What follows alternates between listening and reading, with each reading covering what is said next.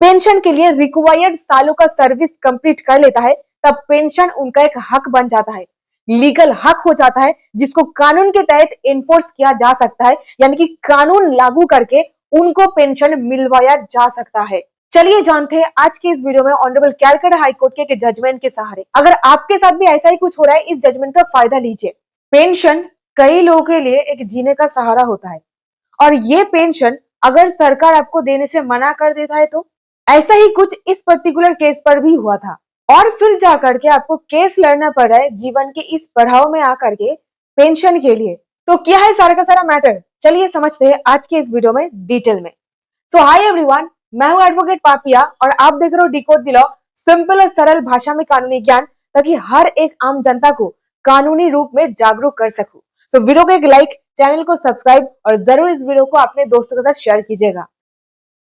तो केस का नाम है Hiren and Hopman engineering private limited versus state of West Bengal and others. ये रहा case number, date of order 16 फरवरी 2026, एकदम लेटेस्ट जजमेंट है ये। तो फैक्ट्स ऑफ द केस, ये डिस्प्यूट तब शुरू हुई जब कंपनी के कुछ कर्मचारी सितंबर 2022 में अपनी जॉब से रिजाइन कर दिया, और जब उन्होंने काफी साल काम कंप्लीट कर लिए थे, अब रिजाइन कर देने के बाद उन लोगों ने अपने फाइनल पेमेंट्स भी ले चुके थे, ग्रेजुइटी अमाउंट भी मिल जाता है। अब ऐसा करके कुछ महीना निकल जाता है, लेकिन बाद में वही कर्मचारियों ने ज्वाइंट लेबर कमिश्नर के पास जाकर के ये बोला कि कंपनी के सुपर एनुएशन ट्रस्ट स्कीम के अंदर उनको पेंशन मिलनी चाहिए, तो इसीलिए जो धनराशि उन्हें पेंशन के रूप में मिलनी चाहिए वो अमाउंट डिसाइड करके उन्हें दिया जाए।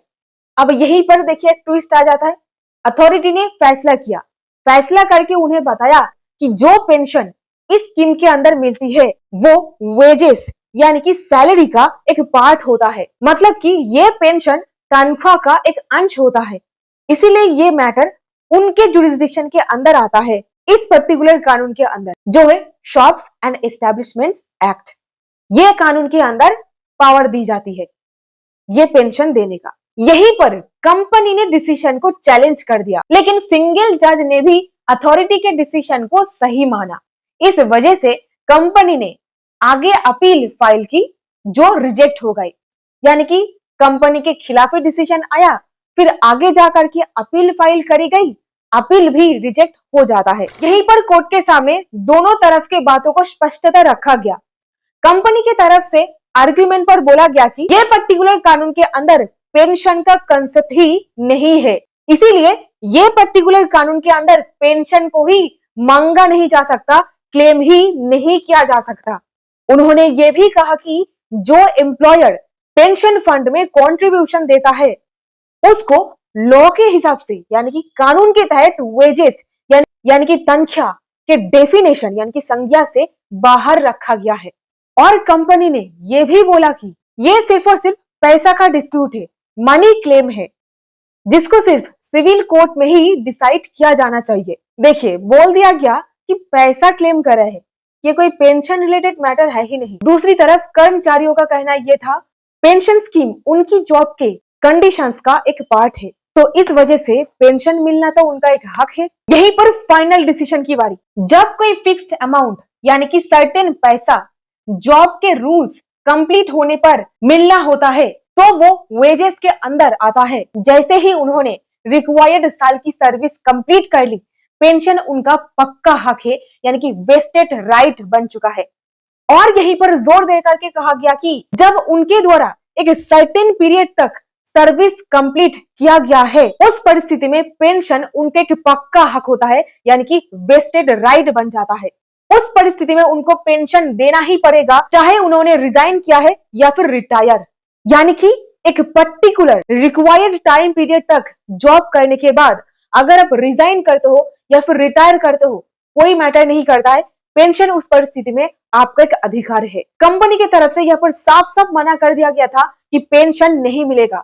यहीं पर कोर्ट की ऑब्जर्वेशन देखिए, पेंशन दे करके सरकार कोई कृपा या फिर दया नहीं करते हैं आपके ऊपर, पेंशन आपका एक हक होता है।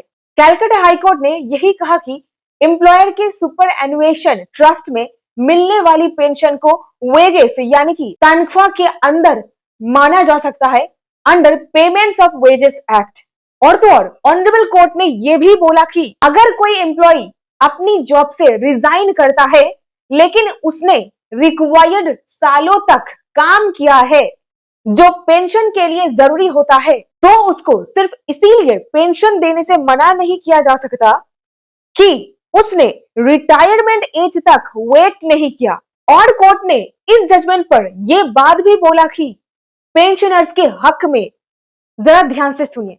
कोर्ट ने कहा कि पेमेंट ऑफ वेजेस एक्ट में वेजेस तनख्वाह की डेफिनेशन जानबूझकर बहुत वाइड रखी गई है। इसका मतलब है कि जो भी पेमेंट एम्प्लॉय को मिलनी है जब वो अपनी जॉब की कंडीशंस कंप्लीट कर लेता है, वो सब वेजेस के अंदर आ सकता है, चाहे वो सर्विस एग्रीमेंट में क्लियरली लिखी हो या ना हो।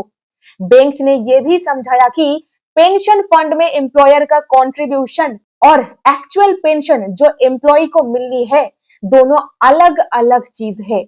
कंट्रीब्यूशन जो कंपनी फंड में डालती है वो शायद वेजेस में ना आए, लेकिन जो फाइनल अमाउंट एम्प्लॉय को मिलता है जब वो एलिजिबल हो जाता है वो वेजेस हो सकता है।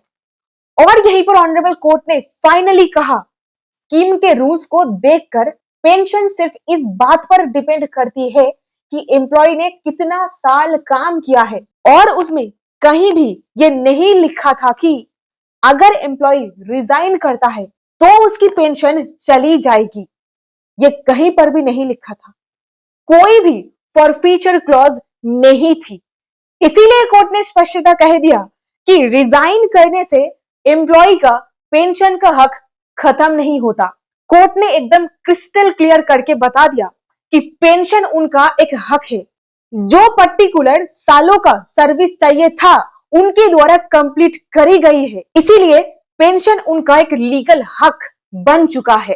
पेंशन तो उनको मिलना ही चाहिए, जिसको कानून के तहत एनफोर्स किया जा सकता है, यानी कि कानून लागू करके उनको पेंशन मिलवाया जा सकता है, क्योंकि इतने लंबे पीरियड तक का सर्विस पेंशन के लिए उनको एलिजिबल बना देता है। तो समरी में बस एक लाइन आपके लिए, अगर एम्प्लॉय ने रिक्वायर्ड साल तक का काम कर लिया है तो पेंशन उसका हक बन जाता है, चाहे वो रिटायर किया है या फिर रिजाइन। कंपनी ये नहीं बोल सकता है कि पेंशन हम नहीं देगा, और ना ही कंपनी उसे अपनी मर्जी से रोक सकती है। और एम्प्लॉय अपना पेंशन लेने के लिए डायरेक्टली अथॉरिटी के पास जा सकता है, कोर्ट जाने की जरूरत नहीं। ये एक लीगली बाइंडिंग ऑब्लिगेशन बन जाता है। इसका मतलब यह भी है कि सिविल कोर्ट का रोल नहीं रहेगा, सिविल कोर्ट का जुरिस्डिक्शन एक्सक्लूड हो जाता है। ऐसे केसेस में शॉप्स एंड एस्टेब्लिशमेंट्स एक्ट के अंदर वही सही जगह प्रॉपर फोरम है जहां पेंशन रिलेटेड डिस्प्यूट्स डिसाइड होंगे, जब पेंशन को वेजेस यानी कि तनख्वाह माना जाता है। इसका मतलब यह भी है कि सिविल कोर्ट का रोल यहाँ पर नहीं रहेगा। इसीलिए कोर्ट ने कंपनी की 4 अपील्स को डिसमिस कर दिया, खारिज कर दिया और पेंशनर के हित में राय दे दिया।